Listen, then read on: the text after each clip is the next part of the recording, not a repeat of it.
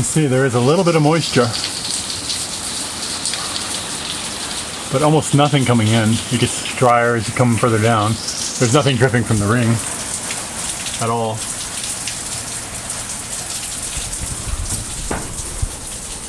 So this design isn't stopping all moisture, but it is essentially stopping the rain. And it would have to rain for a day or more before some water came down into the pipe.